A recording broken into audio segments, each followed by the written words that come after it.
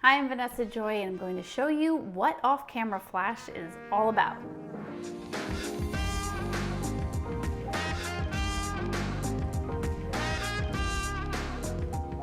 Now, I know if you are in photography, you've probably heard off-camera flash or even just how to use a darn flash. This video is more about it off camera, but I'm sure I'll make some. If you want, let me know in the comments about shooting with it on camera. I just want to break this down for you in a really easy to understand method so that you're not just having a lot of knowledge gaps. I know it can be difficult when you're first learning off camera flash. What is a flash? What do I need? How does it work? Let's just start at the beginning.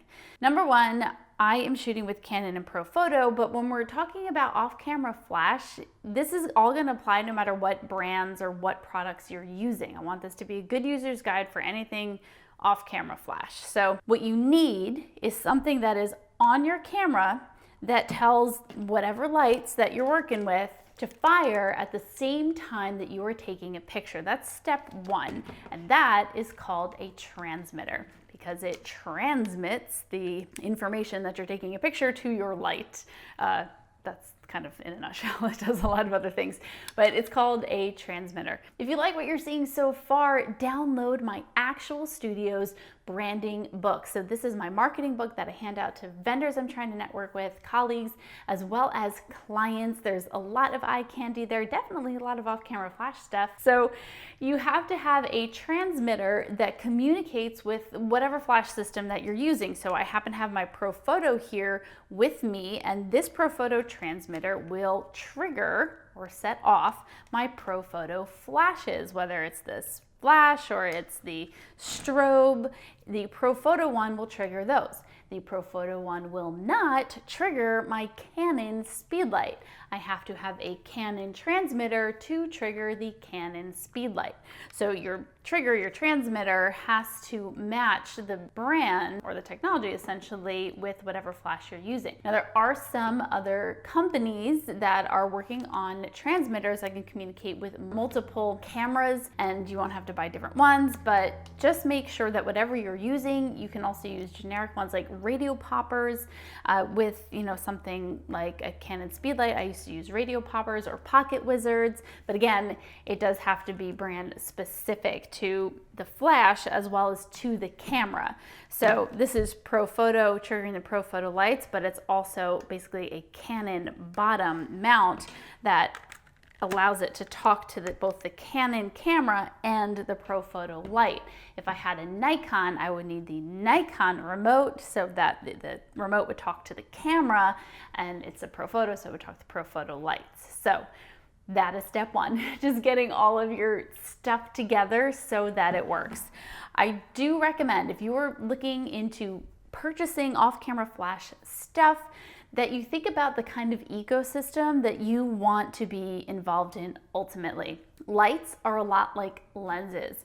Our bodies get continually updated over and over again, but our lenses and our lights, they stick around with us for just a little bit longer than our bodies do. So when you're getting into purchasing lights, I really recommend that you think about it long term, because the last thing you want is to purchase a product that's either going to break and you have to purchase again, or it's going to give you trouble, it's going to be frustrating and really hurt your learning curve when you're trying to learn off-camera flash. Or ultimately you're thinking in your head, oh, I know I really want to be in this system, whatever it is, Profoto, Canon, whatever, that was my thought. And then you're gonna end up having to sell what you had bought for cheaper, then ends up costing you more in the long run. There's always that difference between price and cost, right? So think about that. My recommendation and what I go with is obviously my Canon speedlight was great for on camera. This is the 580EX, but their newer ones, the 600s, they have this trigger right inside the flash. So you could have the flash on here that's triggering another flash. But for me, it's between the Canon and the Profotos. Now, just real quick, the difference between, let's just say, these smaller speed lights. One, these can attach right onto the top of your camera, but they are less powerful than, say, something like this. This is a B10, and this is what's called a strobe. And a strobe is a strobe because it's much more powerful than a flash or a speed light, and it also typically has some kind of modeling light in it. And a modeling light, let's just show you that. I'm going to turn it on. Modeling light is a light that comes out of here that's just static. It's just a static, still light. It's not flashing. It's different from the actual flash that comes out when you take the picture. So I'm just going to turn that off for now so I don't blind you to death. But that's the difference between the speed lights or this flashes and a strobe, although this is technically a flash too. You'll get used to all the terms. I'm just trying to break it down for you so you know what you're really looking at when you're trying to get into this. All right, so we went over triggers. We went over the difference between flashes, speed lights, and strobes. We have to marry all these things together so they fire. What else do we want to know? What do we do now? I think that's what happens. I know a friend of mine I recently gave a pair of lights to that I wasn't using anymore. She's like, okay, great. Now I got them on. I want to start throwing off camera flash. And what the heck do I do now? Here's what you do. Here's the easiest way that I suggest setting yourself up for an exposure with off-camera flash. Number one, you set your exposure on your camera as if you were just taking a picture of the scene. Let's just say you have a bride and groom and they're out there and there's a beautiful sky behind them. You photograph not as if you're trying to get their skin lit correctly because you're going to let your light their skin, right? You're going to create an exposure for the background. So you see the clouds. So the clouds are dark and the sky is not blown out, right? So you get that exposure first. That's step one. Take a picture, check your histogram, make sure it's what you want. That's all step one. Step two, now put on your trigger, your transmitter. Oh, let me go step 1A. Try not to let your shutter speed go over 250th of a second. That goes into high speed sync. Don't worry about that yet. I'll explain that at the end of this video so you just know what it is. But for now, let's make life easy. Try to get your shutter speed below 250th of a second or whatever your camera's sync speed is. It sounds like a lot of stuff. This is all stuff I go over in my book, by the way. I'll put that link down below. Your camera's sync speed might be around 160th. So maybe let's just say everyone, for the blanket, so everyone can play along, get your shutter speed below around 160th of a second. All right, so step one, get your exposure for the background, getting your shutter speed to be around 160th of a second. Raise your aperture if you need to, even if it's not your style. We're just learning, we're trying to get on to step two here because we're only at step 1A. All right, step two is to put your transmitter on your camera, lock it in, and turn it on. Sounds silly, right? But that's what we have to do. Now, here's what you need to know. You may have watched people do this before and they start talking about channels and groups. What the heck is that? Okay, so here's what it is. Your channel is kind of like walkie-talkies, really advanced walkie-talkies. There's different channels that allow the transmitter to communicate to your flashes. Now on this particular transmitter here, this has 8, I believe, yes, 8 different channels. Why do we need so many channels? Well, maybe I shoot in New York City and the studio right next door to me has the same exact lights. If we're both on the same channel and there's only one available channel, I'm gonna be firing their lights and they're gonna be firing my lights. And that stinks, not only for the pictures, but for draining my darn batteries. So you have all these different channels so that you can communicate with your lights and not have interference with anyone else potentially on your same channel around you or near you, because at least for these babies, they have, I think, a range of 300 meters. So you want to be able to be on a channel uninterrupted. Okay, so that's what the channels are. Now, what are groups? The channels are always in numbers. The groups are always in letters, and the letters allow you to separate the different lights. So what you do is you say, I'm on channel, or right now I'm on channel 2. Channel 3 is my favorite. I don't know why, it just is. But channel 3, and I'll make sure that my lights are on channel 3, but then I'm going to put them in a group. So this one right now is channel 3A. So this is my A light. And then this one, when I turn it on, this is gonna be my channel 3B. Ironically, it's already there. So this is my A light, this is my B light. You can switch it, you can do whatever you want, but that's just how you know, like, this is my A, this is my B, so that when I take a picture and I decide, oh, I want that strobe, group A, to be brighter, I can just come over to my transmitter and hit A and go plus and make it brighter. Or I want B to be brighter, I go to B and hit plus and make it brighter. It just separates everything so that you can control everything separately and fine tune it, okay? Hope that makes sense. So that's the difference between channels and groups. Ideally, you set them, right after you put your transmitter on so you know that you're firing the correct light. So right now I just put these all on channel 3. So if I press my test here, yep, they'll both fire, right? And at the same time. Isn't that fun? I don't know if you can see that. Sometimes you can't see it with video, but they both fire at the same time. Another thing you can do is I can go here and I can turn off from my transmitter. I can turn off B. So now when I fire it, only this one's firing. Or I could turn B back on and I could turn off A. So now only this one's firing. So just little ways that you can control it without having to run back and forth to your light or yell at your assistant from across the room that they need to do something.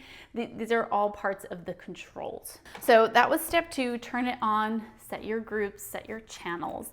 Now, how I like to do it from there is I like to set my mode to TTL. What's TTL? Now, if you're used to using on-camera flash, you may have seen TTL or ETTL, just depending on what brand that you're using. And that just means through the lens, okay? So TTL through the lens. And what's really happening here is that you only have basically one control on all these lights. Either you make it brighter or you make it darker. There are some caveats to that, and yes, you can put things in front of them and some of the lights go warmer and cooler, blah, blah, blah. But for the most part, when we're talking about flash, it's either getting brighter or it's getting darker. So you have set your exposure, right, for your background. Now you set up your light to point towards or near your subject.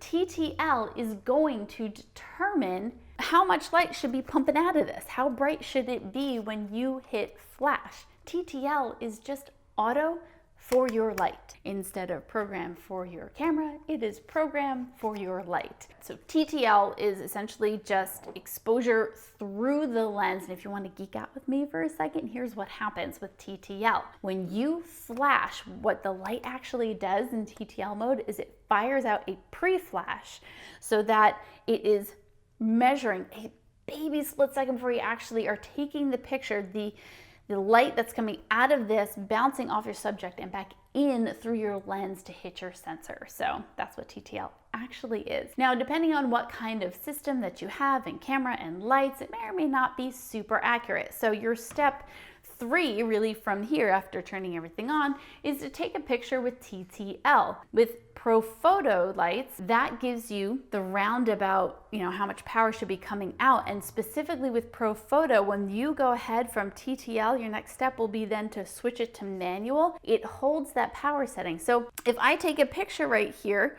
right now on TTL, and blind all of you. All right, let's just do lens cap. Lens cap. Not that this picture is even going to come out, but just for the sake of doing it. There's no memory card in here. This is not going well. This is not going well, guys. But whatever. When you take the picture here, it's going to fire. All right. And it's going to be too bright or too darkness, maybe. But either way, what you're going to do is you're going to go from TTL and switch it to manual. And if this came out and it said on the back, let's just say it said 3, it's going to stay at 3. And then from there, you can, step number 4 is to either brighten or darken your light power, your light hitting your subject or affecting the camera. Now, I don't recommend shooting in TTL really any more than that first shot to get your roundabout setting.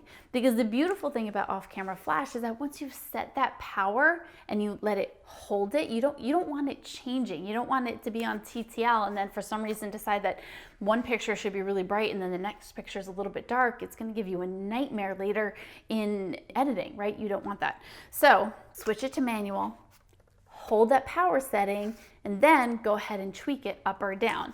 Now this brings me to the back of this and the power settings. I just said this is set to power number 3. Don't worry about that too much now. Just know what your light does. All these different lights have kind of different settings back here, sort of. This Profoto B10 goes down to 1 and it goes all the way up to 10, and you can change it by tenths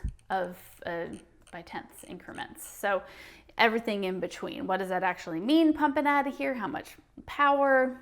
that's a whole other video. Don't worry about that so much, but just kind of know where your lights are and how bright they go, and you'll get familiar with all of that. Okay, so I almost forgot to talk to you about high-speed sync. I promised you I would. So high-speed sync and sync speed, it's all about how the camera is firing at the same time, or the flash is firing at the same time that you're taking the picture. It's just how they synchronize to make sure it's all happening at the same time.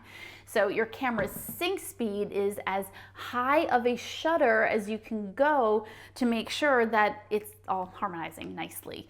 If you can have the ability, some cameras don't even let you do this, but if you have the ability to go above your camera's sync speed while you are using flash of any kind on or off camera, you will notice like half of it's black or a portion of it's black, and that's because it's not fast enough, or the shutter speed isn't working fast enough, and it's a whole thing. It's a whole tech thing. Don't worry too much about it, but just know that you cannot shoot higher than your camera's sync speed unless your flash has high speed sync. And what high speed sync is, it basically is your flash's ability to do like a brrr, a whole bunch of flashes, so that it's a bunch of them and it syncs at a higher shutter speed, you know, up to 8,000th of a second on my 1DX Mark II here. So that's what it is. Now you can use it, but I just didn't want to start you off there in case for some reason you had a flash that did not have high speed sync. So I wanted to start you below that. But a couple of things to think about. You can use high speed sync, but it is going to drain your battery.